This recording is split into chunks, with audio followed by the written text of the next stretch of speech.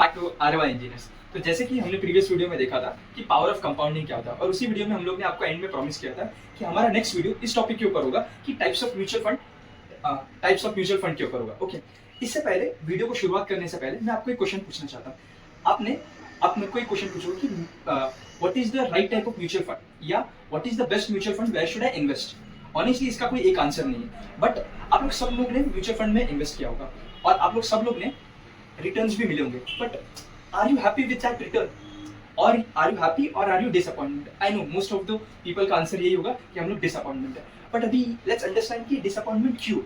First thing, क्या आपने ये समझने की कोशिश की कि आप जिस म्यूचुअल फंड में इन्वेस्ट कर रहे हो या वो आपके लिए सही है या नहीं। जो आप टाइप ऑफ म्यूचुअल फंड में इन्वेस्ट कर रहे हो, is it the one which will fulfil your requirement. Second चीज, क्या आपके पोर्टफोलियो में बहुत सारे म्यूचुअल फंड है। तो सेकंड क्वेश्चन आपके मन में ये आता होगा कि मेरे पोर्टफोलियो में कितने म्यूचुअल फंड्स होने चाहिए। बट यहाँ पे सबसे बड़ा प्रॉब्लम क्या पता है, people don't understand the type of mutual fund and they actually jump into investing. इसकी वजह से प्रॉब्लम क्या होती है ना, पीपल डोंट नो, पीपल ने कभी अंडरस्टैंड ही नहीं किया कि उनके पास ऑप्शंस क्या है और कौन सी चीज उनके लिए सही फिट है। इसलिए आज की वीडियो में we will take a step back, we will not talk about investment, but we will talk about one very much important thing, that is the types of the mutual fund. And in going in the video further, we will select the best mutual fund for you as per your requirement. So अभी हम लोग ने types of mutual fund समझ ली। अभी आपका question रहेगा कि नहीं, अभी आप जल्दी से मुझे ये बता दो कि मेरे लिए कौन सा म्यूचुअल फंड है और मुझे कहाँ इन्वेस्ट करना है। ठीक है, बताता हूँ, रुको जरा। उससे पहले कुछ 3 इजी स्टेप है जो आपको करना चाहिए। ठीक है, तो उसके बेसिस पे हम लोग फिर डिसीजन लेंगे कि आपको कहाँ पे इन्वेस्ट करना चाहिए। सबसे important decision, step 1, define your goal. अभी ये स्टेप सुनने में जितना आसान है ना, उतना ही लोग उसे मिस आउट कर देते हैं। सबसे इंपॉर्टेंट चीज है ये स्टेप की बात ये है ना, जितने भी लोगों से अभी तक मैं भी मिला हूं ना, और जितने लोगों ने भी म्यूचुअल फंड में इन्वेस्ट भी किया है ना, उनको पता ही नहीं है कि उनका गोल क्या है। बहुत ही रॉ ट्रूथ है, बट नहीं पता। इसलिए मैं सबसे इंपॉर्टेंट चीज है ना, मैं आपको एक रिक्वेस्ट करना चाहता हूँ, आप है ना वीडियो पॉज करो, कमेंट सेक्शन में जाओ या एक्सेल शीट में जाओ और आपका गोल आप खुद लिखो। आपका गोल कुछ भी है, मुझे मर्सिडीज खरीदनी है, मुझे बड़ा घर खरीदना है, मुझे मेरे चिल्ड्रंस के एजुकेशन के लिए इतना पैसा चाहिए, एमबीबीएस के लिए, इंजीनियर्स के लिए, या जो कुछ भी गोल है ना वो आप लिखो। अभी गोल लिखने से सबसे इंपॉर्टेंट चीज क्या है ना, गोल लिखने से आपको मिलता है डायरेक्शन, कि डायरेक्शन क्या होना चाहिए इन्वेस्ट करने के लिए कोई भी म्यूचुअल फंड में। फिर डायरेक्शन मिलने के बाद हम एग्जीक्यूशन वाले स्टेप पे जाएंगे, लेकिन पहले आप आपका डायरेक्शन वाला फेज को क्लियर कीजिए। इसलिए सबसे इंपॉर्टेंट चीज है कि आप आपका गोल डिफाइन करो।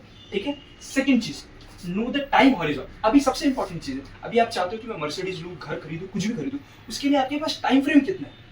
अभी आप हर कोई चीज ये नहीं बोल सकते कि नहीं मेरे को 2 दिन के अंदर ही चाहिए, 2 साल के अंदर ही चाहिए। अभी अगर आप चिल्ड्रन एजुकेशन के पास जा रहे हो, आपकी फैमिली में किसी के मैरिज के लिए प्लान कर रहे हो, तो अभी आपको पता है कि टाइम हॉरिजन कितना है, कि 10 साल है, 5 साल है, 8 साल है। वो टाइम हॉरिजन करना, डिफाइन करना काफी इंपॉर्टेंट है। ये टाइम हॉरिजन डिफाइन करना क्यों इंपॉर्टेंट है, उसके बेसिस पे you will able to understand कि आपको कहाँ पे इन्वेस्ट करना चाहिए, ताकि आपने जो सोचा है वो आप फुलफिल कर पाओ।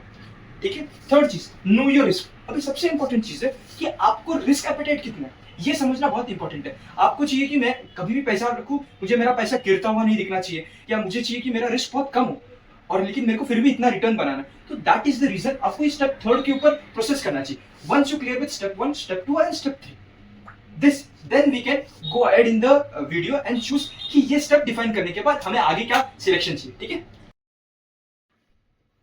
जैसे कि हम लोग ने बोला कि टाइप्स ऑफ म्यूचुअल फंड में डाइव करेंगे।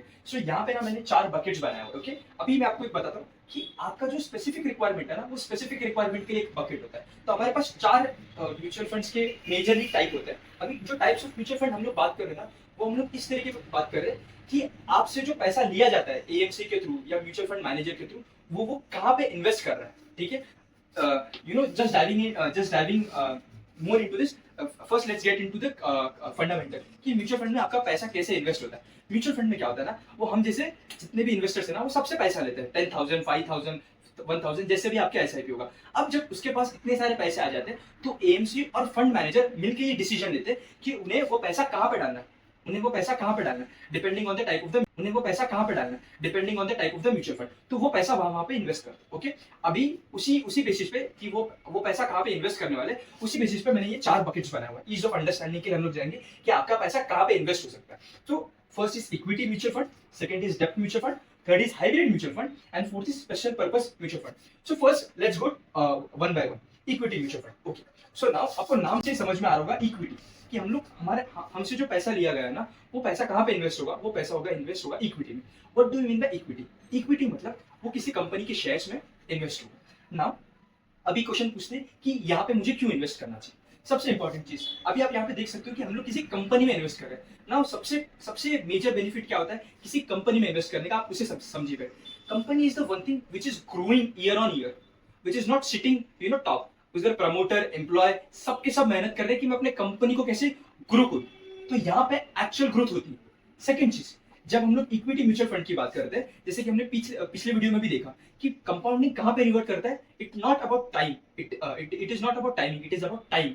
सो अगर अगर आपका टाइमलाइन जो सपने का है, बेसिकली आपका जो कुछ भी गोल है, अगर आपका गोल ऐसा कुछ है कि मेरे बेटे की एजुकेशन के लिए चाहिए, सेकंड चीज मुझे पैसे से पैसा बनाना और बहुत बड़ा कॉर्पस बिल्ड करना है, या आपका ऐसा कुछ पर्पस है कि आपको जो कुछ भी पर्पस ये कि घर लेना है, ऐसे कुछ पर्पस जहाँ पे आपको काफी बड़ा कॉर्पस चाहिए, लेकिन एट द सेम टाइम उसके लिए आपके पास टाइमलाइन भी ज्यादा है, तो आपको इक्विटी म्यूचुअल फंड में इन्वेस्ट करना चाहिए। Second thing, let's talk about डेब्ट mutual fund. Now what do mean by डेब्ट म्यूचुअल फंड? अभी जो डेब्ट म्यूचुअल फंड की बात करते हैं, तो डेब्ट म्यूचुअल फंड में आपका पैसा जो एएमसी आपसे लेता है, वो कहाँ पे इन्वेस्ट करता है? वो इन्वेस्ट करता है बॉन्ड्स में, ट्रेजरी में, गोल्ड में। अभी आपको ये देख के समझ में आ रहा होगा कि वो ऐसे चीज में इन्वेस्ट कर रहे हैं जहां पर वो काफी सेफ ऑप्शन है। तो जब कभी आपको बहुत कम रिटर्न बनाने हैं, या जब कभी आपको आपके कैपिटल को प्रिजर्व करना है, और कैपिटल से कैपिटल नहीं बनाना है, आपको बस कैपिटल को प्रिजर्व करना है, और इस तरीके से प्रिजर्व करना है कि वो इन्फ्लेशन को बीट कर जाए, तो उस तरीके के लिए आपके पास ऑप्शन होता है डेब्ट म्यूचुअल फंड। डेब्ट म्यूचुअल फंड नाउ यहाँ पे ये ऑप्शन क्यों सिलेक्ट करना चाहिए? जब आपके पास वो कैपिटल ऑलरेडी है जो आपको चाहिए, या आपको ग्रोथ चाहिए, आपका जो रिस्क एपेटाइट है वो काफी लो है, आप चाहते हो कि मेरा पैसा कभी भी ज्यादा डूब नहीं जाए, मैं कभी भी मैं म्यूचुअल फंड से पैसे निकालने की कोशिश करूं, तो मेरा जो जितना मैंने इन्वेस्ट किया था उतना ही मुझे मिले, उतना तो मुझे बट ऑब्वियस मिले। तो उस तरीके के लिए डेब्ट म्यूचुअल फंड होता है। ठीक है, now let's go with hybrid mutual fund. अभी आपका क्वेश्चन रहेगा कि नहीं ऐसा कोई तरीका है क्या कि मैं ये दोनों चीज का फायदा उठा सकूं और मैं अपने पोर्टफोलियो को बैलेंस करूं? Yes, so the topic comes here is hybrid mutual fund. Hybrid mutual fund क्या करता है ना, आपके पास जो पैसे है ना, वो दोनों जगह पे इन्वेस्ट करता है, बिकॉज ऑफ विच आपका बैलेंस मेंटेन रहता है आपके पोर्टफोलियो में। आप जब मार्केट डाउन भी रहता है तभी भी आप हाइपर नहीं होते। द रीजन इज डेब्ट म्यूचुअल फंड ने उसको कहीं ना कहीं बैलेंस कर दिया। Okay, now let's talk about this special purpose mutual fund. Man what do mean by special purpose mutual fund? Okay, तो यहाँ पे ना बहुत तरह के म्यूचुअल फंड्स है। जैसे कि अभी आप जानते हो कि इंडिया वर्सेस पाकिस्तान का वॉर चालू है, तो अभी आपको बहुत अंदर से ये लग रहा होगा कि डिफेंस सेक्टर काफी ग्रोइंग है। तो अभी आप क्या चाहते हो कि मेरा जो कुछ भी पैसा है ना, मैं वो किसी एक सेक्टर में इन्वेस्ट करूं। डिफेंस हो गया, आईटी हो गया, फार्मा हो गया, बिकॉज आपको लग रहा है कि that particular sector will boom because of government, because of any change in plans and everything. तो आप उस सेक्टर में इन्वेस्ट करना चाहते हो, तो वो चीज आपको यहाँ मिलेगी। सेकंड चीज, आपको लग रहा है कि यार मैंने पैसे तो कमा लिए एंड पैसा है, लेकिन मुझे अभी टैक्स बचाना है, तो टैक्स बचाना, तो उसके लिए जो आपको म्यूचुअल फंड मिलेगा ना, वो आपको यहाँ मिलेगा, that is ELSS tax mutual fund. फिर थर्ड, लिक्विड फंड। अभी ये लिक्विड फंड का कंसेप्ट कैसा है ना, कि आप बोलोगे कि नहीं मेरे पास ऐसा 1-2 लाख रुपया, लेकिन वो 1-2 लाख रुपए को बैंक में नहीं रख सकता, बिकॉज वहां पे मेरे को रिटर्न्स नहीं मिलेंगे 1 महीने में, 2 महीने में। मेरे को चाहिए कि मैं ना मेरे पैसे को मैं 1 या 2 या 3 महीने के लिए भी निकालूं, 1 या 2 दिन में भी निकालूं, लेकिन तभी भी मुझे इतना रिटर्न मिल जाए कि मैं इन्फ्लेशन को बीट करूं या मेरा पैसा डेप्रिशिएट ना। तो उसके लिए आपको आएगा liquid mutual fund. So this are the major types of the mutual fund जहां पे हमने सारा का सारा कवर कर दिया। अभी बात करते हैं कि रिस्क क्यों। ठीक है, अभी सबसे ज्यादा अभी आपको लग रहा होगा इक्विटी म्यूचुअल फंड, जैसे कि मैंने आपको बताया कि यहाँ पे हम लोग किसी कंपनी में इन्वेस्ट कर रहे हैं। तो अभी आपका क्वेश्चन रहेगा कि कंपनी के बहुत सारे ग्रोथ प्लान्स होते हैं, कुछ वर्क होते हैं, कुछ नहीं वर्क होते हैं, कभी सेल्स बढ़ता है, कभी सेल्स नहीं बढ़ता, कभी रिटर्न ऑन इक्विटी बढ़ता है, कभी प्रॉफिट घटता है। Everything can happen here, everything can happen here related to the company. तो अभी ये चीज रिस्की है, जस्ट ये रिस्की। बट यहाँ पे मैं आपको एक और चीज बताता हूँ, जब हम रिस्क की बात करते हैं, तो यहाँ पे आप एक चीज अंडरस्टैंड कीजिए कि जो भी म्यूचुअल फंड मैनेजर या एएमसी है ना, वो सारा का सारा आपका पैसा है ना किसी एक स्टॉक में या एक कंपनी में नहीं डालता। उनके पास बहुत सारे ऑप्शंस अवेलेबल होते हैं, और by SEBI they are restricted to keep their investment 5% up to in one company. तो बेसिकली अगर उनके पास 100 करोड़ रुपया भी है ना, तो वो 5 करोड़ से ज्यादा किसी भी कंपनी में इन्वेस्ट नहीं कर सकते। तो बेसिकली मतलब आपको यहाँ पे क्या मिल रहा है ना, यहाँ पे एक चीज का आपको फायदा है कि आपको डाइवर्सिफिकेशन मिल जा रहा है। Even if one company fails, आपको इतना बड़ा रिस्क नहीं है। अभी यहाँ पे जो रिस्क आता है, that risk is about the market, कि अगर मेरा रिसेशन आ गया तो मेरा पैसा पैसा जितना मैंने इन्वेस्ट किया था उससे कम मिलेगा। यस, वो टाइप ऑफ रिस्क आपको यहाँ पे एक्सपीरियंस करने को मिल सकता है। डेब्ट म्यूचुअल फंड जैसा मैंने बताया था, it is very less expensive because its only job is to preserve your capital and give you high return than your FD. तो 9-10% का आप रिटर्न एक्सपेक्ट कर सकते हो, और रिस्क भी यहाँ पे काफी कम है। हाइब्रिड म्यूचुअल फंड इन दोनों को बैलेंस करके रिटर्न आपको देगा, रिस्क भी दोनों का बैलेंस करके आपको देगा। ELSS mutual fund of course जैसा भी आपका पर्पस है उस तरीके से वहां पे रिस्क डिफाइन होंगे, ठीक है। सो जैसे कि अभी प्रीवियस चीज में हमने अपने स्टेप्स डिफाइन कर दिए, बराबर, कि आपका गोल क्या होना चाहिए, आपका टाइम होरिजन क्या होना चाहिए और आपका रिस्क एपेटाइट क्या होगा, बराबर। अभी बहुत सारे लोग के मिक्स्ड आंसर होंगे, तो चलो देखते कि क्या किसके लिए सही होगा। अभी इन सब में से ना सबसे इंपॉर्टेंट चीज है, आप इक्विटी म्यूचुअल फंड में ना 3 तरह के टाइप्स होते हैं, large cap, mid cap and small cap. Okay, first हम लोग इक्विटी म्यूचुअल फंड, जो हमने सबसे पहला बकेट बनाया था ना, उसको डिस्कवर करेंगे। इक्विटी म्यूचुअल फंड में इतने सारे टाइप्स होते हैं। अभी सबसे इंपॉर्टेंट चीज है जो मैंने आपको फर्स्ट चीज में बोला था, आप लार्ज कैप में करो, मिड कैप में करो, स्मॉल कैप करो, सब में पैसा बनता है। दिस इज ऑल मिथ कि इसमें पैसा नहीं बनेगा, इसमें पैसा नहीं बनेगा, सब में पैसा बनता है। सिर्फ फर्क पड़ता है कि आपका टाइम कितना, आपका रिस्क कितना है। आप जिस तरीके से टाइम दोगे उतने, और जिस हिसाब से रिस्क दोगे उस तरीके से ये बस क्लासीफाई हुआ है, लेकिन इक्विटी म्यूचुअल फंड में पैसा बनेगा, ठीक है। फर्स्ट, अभी सबसे इंपॉर्टेंट चीज, let's come to this part, large cap. Now when we say large cap मतलब क्या होता है, यहाँ पे आपको कब इन्वेस्ट करना चाहिए, जब आपका रिस्क एपेटाइट कम है लेकिन आपके सपने अभी भी बड़े और आपका टाइम हॉरिजॉन थोड़ा बड़ा है, तो आप लार्ज कैप में इन्वेस्ट कर सकते हैं। अभी मैं आपको बताता हूँ कि लार्ज कैप में होता क्या है।